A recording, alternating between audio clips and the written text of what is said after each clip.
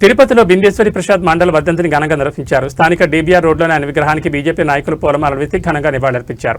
ఈ సందర్భంగా BJP senior నాయకులు కట్టమం చంద్రబాబు యాదవ్, కుండాల గోపీనాథ్ రెడ్డి మాట్లాడుతూ మాజీ పార్లమెంట్ సభ్యుడు, సంఘ సంస్కర్త, వెనుకబడిన తరగతుల కమిషన్ చైర్మన్గా వ్యవహరించి పేద ప్రజల జీవితాల్లో వెలుగులు నింపిన గొప్ప వ్యక్తి బీపీ మండలను కొనియాడారు.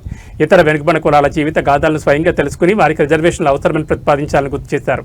ఆ నివేదిక ప్రకారం భారతీయ రాజకీయాల్లో తక్కువగా ఉన్న బలహీన వర్గాల కోసం పాలసీపై తీవ్రమైన చర్చ ప్రారంభమైందన్నారు. ఈ కార్యక్రమంలో బీజేపీ ఓబీసీ మోర్చా మాజీ ఉపాధ్యక్షులు కట్టమం చంద్రబాబు యాదవ్, సుబ్రహ్మణ్యం యాదవ్, బీజేపీ రాష్ట్ర మాజీ కార్మిక సభ్యులు గుండాల గోపీనాథ్, బీజేపీ తిరుపతి నార్త్ మండల అధ్యక్షుడు లోక ప్రభాకర్ నాయుడు, బీజేపీ జిల్లా ఓబీసీ మోర్చా కార్యదర్శి అక్కిపల్లి ఈశ్వర్ యాదవ్, బీజేపీ సెంట్రల్ మండల ఉపాధ్యక్షుడు తొండమనాడు సుబ్రహ్మణ్యం రెడ్డి, బీజేపీ పడమర మండల మాజీ అధ్యక్షుడు సుబ్బు యాదవ్, బీజేపీ సీనియర్ నాయకులు రామ్కుమార్, మెట్పల్లి బ్రహ్మానందం, పొన్నాల జయరెడ్డి, బీసీ సంఘర్షణ సమితి నాయకులు తదితరులు పాల్గొన్నారు.